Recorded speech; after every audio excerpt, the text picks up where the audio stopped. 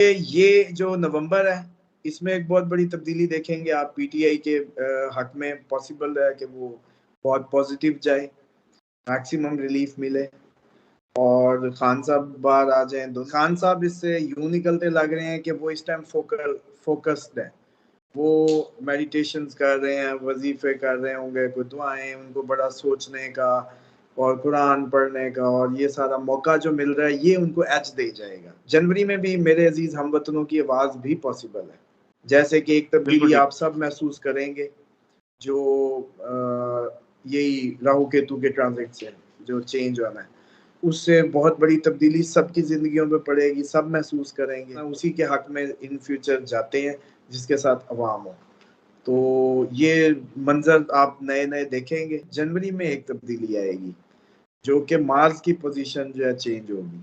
बस ये होता है कि दुनिया की जो छतें गिरती हैं वो आप यूं रोकते हैं, और इस तरह के हालात के असरात की जो है वो यूं रोकते हैं कि फोटो आ रही हो, जहाज यहाँ पहुंच गया, वहां पहुंच गया, ये भी नया। बिल्कुल बायोमेट्रिक जो है एयरपोर्ट पे हो, ऐसा भी नहीं देखा।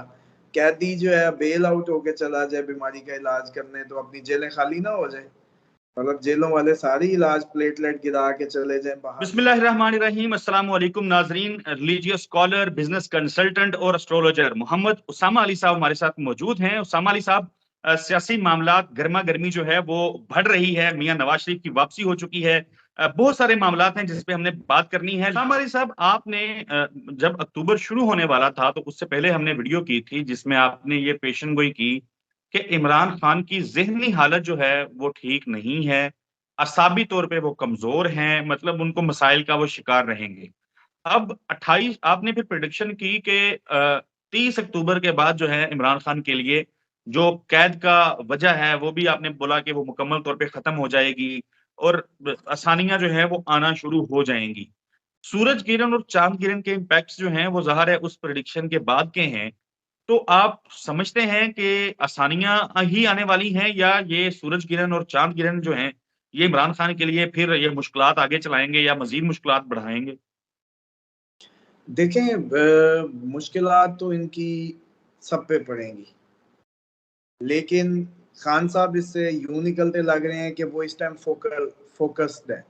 वो मेडिटेशंस कर रहे हैं, वजीफे कर रहे होंगे, कोई दुआएं, उनको बड़ा सोचने का और कुरान पढ़ने का, और ये सारा मौका जो मिल रहा है ये उनको एज दे जाएगा। इसके जो असरात हैं उनसे बचाने का एक जरिया साबित हो सकता है।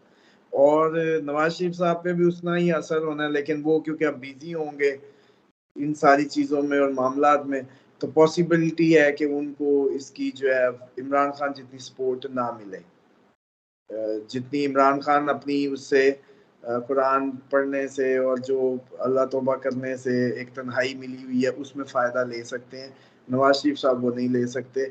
तो कहानी तो जैसे कहते हैं ना कि अब आपकी इम्पैक्ट बराबर आए, एक ने उसको रोक लिया खुदा की मदद से और एक ने उसको फोकस नहीं किया, तो ज़ाहिर बात है उसके सर पे गिरेगी जो हाथ यूं उठा लेगा। बस ये होता है कि दुनिया की जो छतें गिरती हैं वो आप यूं रोकते हैं, और इस तरह के हालात के असरात की जो है वो यूं रोकते हैं। मतलब ये दो ही तरीके हैं मतलब रोकने के। तो उसमें मैं समझता हूँ कि खान साहब को ये मुझे लगता है कि एज मिलेगा। और देखें, असल बात यह है कि लोग अभी सोच रहे हैं, बड़े मायूस नजर आते हैं नवाज शरीफ साहब के जो वेलकम को देख के। तो इसमें मायूसी की कोई बात नहीं है, उनके पास मशीनरी की कुव्वत है, तो इमरान खान के पास अवामी कुव्वत है। तो हालात जैसे कहते हैं ना उसी के हक में इन फ्यूचर जाते हैं जिसके साथ अवाम हो। तो ये मंजर आप नए नए देखेंगे, क्योंकि ये अगला आने वाला पीरियड जैसे कहते हैं कि बड़ी तब्दीलियां वाकई हो रही हैं कुछ महीनों के अंदर अंदर तेजी से। जैसे कि एक बिल्कुल तब्दीली ठीक। आप सब महसूस करेंगे जो यही राहु केतु के ट्रांजिट से जो चेंज होना है, उससे बहुत बड़ी तब्दीली सबकी जिंदगियों में पड़ेगी, सब महसूस करेंगे। उसके बाद जनवरी में एक तब्दीली आएगी जो कि मार्स की पोजीशन जो है चेंज होगी। जब मार्स ने पोजीशन चेंज की तो वो भी एक बहुत बड़ी तब्दीली होगी। उसके बाद जुपिटर ने आगे अपकमिंग मंथ्स में चेंज करनी है, रेट्रोगेशन से निकलना है। तो ऐसा लगता है कि ये जो कुछ बेहतरी आएगी कुछ लोगों के लिए अक्टूबर में से ऑनवर्ड, मतलब नवंबर से ऑनवर्ड, तो जनवरी में एक नया मंजरनामा बनेगा। अभी आप नवंबर में कुछ नया देखेंगे, पूरी सिनेरियो ही डिफरेंट नजर आएगा। जैसे देखें, एक मिसाल के तौर पे आप लोगों ने कभी नहीं सोचा था कि जरदारी साहब मॉनिटर होंगे और ये सारी बना बनू के पीडीएम बन जाएगी, सारी मुखालिफ जमातें एक को जैसे कहते हैं टोकरी में आ जाएंगी और इस तरीके से होगा, वो भी देखा। अदालतें रातों को कभी नहीं खुलती थी, वो भी खुलती देखी। इसी तरीके से आप लोगों ने ये जो वेलकम है, ये जहाज पहले भी आया था और एक दफा ऐसे ही वापस चला गया था, पाँव लग गई। अच्छा, इसी तरीके से ये जहाज इसके बाद भी आया, तो कभी ऐसा नहीं आया कि फोटो आ रही हो जहाज यहाँ पहुंच गया वहां पहुंच गया, ये भी नया। बायोमेट्रिक जो है एयरपोर्ट पे हो, ऐसा भी नहीं देखा। कैदी जो है बेल आउट होके चला जाए बीमारी का इलाज करने, तो अपनी जेलें खाली ना हो जाए, मतलब जेलों वाले सारी इलाज प्लेटलेट गिरा के चले जाए बाहर, ये भी नहीं देखा। अच्छा, फिर बिल्कुल वो जेल में सीधा ना जाए, वो हिफाजती जमानतें किस चीज की भाई, जेल से गए हो जेल में आओ, ये दरमियान वाली कहानियां क्या है, तो वो भी पहला।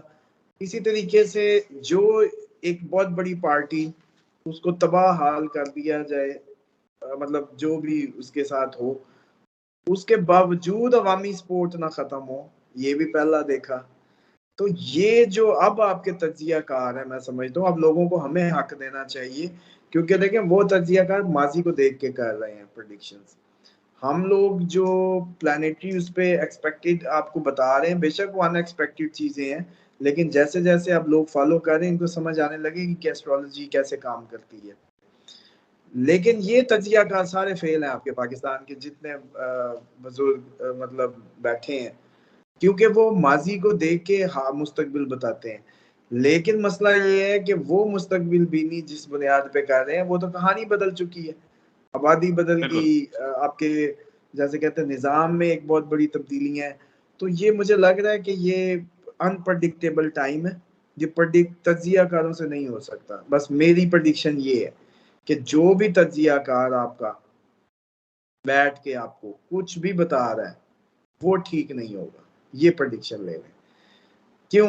क्योंकि ये जो नवंबर है, इसमें एक बहुत बड़ी तब्दीली देखेंगे आप। पीटीआई के हक में पॉसिबल है कि वो बहुत पॉजिटिव जाए, मैक्सिमम रिलीफ मिले और खान साहब बाहर आ जाएं, दोनों बाहर घूमे फिरें, नवाज शरीफ साहब भी बाहर हों, ये भी बाहर हों, क्योंकि दोनों ही मुझे लगता है कि थोड़ा सा इनके जैसे कहते हैं ना प्लानिटरी तब्दीलियां हैं ज़रूर, कुछ खवास की हैं, कुछ वो हैं, लेकिन ओवरऑल जो है दोनों मैं समझता हूँ कि एरीज टच दोनों में है। और ऐसी बात नहीं है कि आप उनको ये समझें कि वो 3 दफा ऐसे ही बन गए, मतलब जैसे भी बन गए। अब भी देखें जेल से कहाँ और कहाँ से कहाँ पहुंच गए हैं। तो वो जो उनकी चालबाज दिमाग है, जो मैं समझता हूँ एक टच है, वो इमरान खान से डिफरेंट है। तो खान साहब तो नाक की सीध में सोच रहे हैं, वो दूर से प्लान करके गए कि जेल से वहां जाऊं, वहां से फिर आके सीधा प्रोटोकॉल के साथ। तो एक्चुअली ये है कि जनवरी में भी जो लोग सोचते हैं इलेक्शन और ये चीजें, वो भी उनके मुताबिक नहीं होनी। जनवरी में भी मेरे अजीज हमवतनों की आवाज भी पॉसिबल है। जनवरी के अंदर आप ये कह रहे हैं कि ऐसा भी मुमकिन हो सकता है हाँ कि जी, किसी के हाथ कुछ ना आए। बस आप ना दोहराए। मैंने कहा मैंने मेरा जुमला। मैंने मैंने उसको हाँ, मैंने अजीज हमवतनों को रिफ्रेश करके ये कह दिया कि किसी के हाथ भी कुछ ना आए, कि नवाज शरीफ साहब जो आए हैं हाँ, बाहर हाँ, से हाँ, उनके हाथ भी ये कुछ ना आए और खान साहब भी जेल में पड़े। देखिए बड़ा ही अनप्रडिक्टेबल टाइम। आपके इर्द गिर्द ये जंग बड़ी तूल पकड़ेगी, इसके से एक इधर तक आना है, ये कोई आम बात नहीं है। हाँ, एक प्रेडिक्शन मेरी ठीक हुई है, वो आपने नहीं काउंट की, वो मैं आपको याद करा दूं। मैंने जी आपको जी, आपके प्रोग्राम में कहा था कि अमेरिका और इंडिया ला रहे हैं नवाज शरीफ साहब को। आप प्लीज रिपीट कीजिएगा, आवाज कट गई थी। आपकी कौन सी प्रेडिक्शन ठीक हुई है उसामा साहब? मैंने आपको प्रोग्राम में कुछ दिन पहले बताया था कि नवाज शरीफ साहब को इंटरनेशनल एस्टैब्लिशमेंट ला रही है, अमेरिका इंडिया टाइज, याद है? बिल- बिल्कुल ऐसे ठीक ही, है।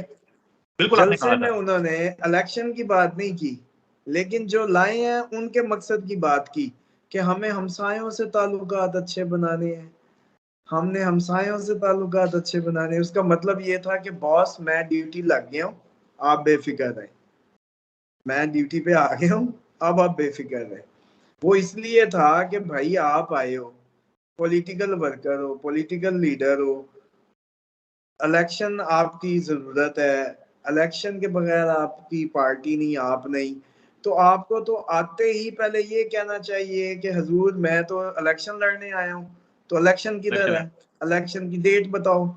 आप इलेक्शन की बिल्कुल बात ही नहीं करते, लेकिन आप फौरन ही खारजा पॉलिसी पे बोलने लगते हैं। तो इसका क्या मतलब हुआ कि जो मैं आपको बता रहा था कि इनको कौन ला रहा है और इस खित्ते में अपना बंदा बिठाना अपकमिंग टाइम में बहुत जरूरी है। लेकिन अब अगली कहानी भी सुन लें कि ये पुराना पाकिस्तान नहीं है, ये पुराने लोग नहीं है। अब इस तरीके से टेलर्ड जो कहते हैं इलेक्शन, वो पॉसिबल इतना आसान नहीं होगा कि अमेरिका उधर से उंगली हिलाएगा और इधर से ये सब, मतलब जैसे कहते हैं कि बिल्कुल सब हो पाकिस्तान जाएगा। बदल चुका है। नवाज शरीफ साहब तो आप ऐसे महसूस करें कि ऐसे आए हैं जैसे कौम से खिताब इलेक्शन जीतने के बाद कर रहे हो, बिल्कुल दिनी तौर पे। क्यों?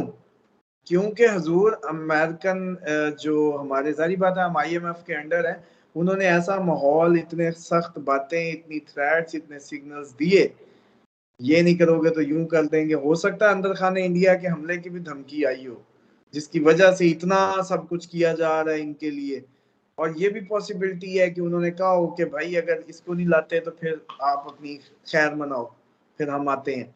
तो ये बड़ा ना पक रहा है ये, जैसे कहते हैं ये किसी, जैसे कहते हैं ना इंडियन अमेरिकन थ्रेट के नतीजे में नवाज शरीफ साहब की सेटिंग और मामला हो रहे हैं, और ये पॉसिबिलिटी है।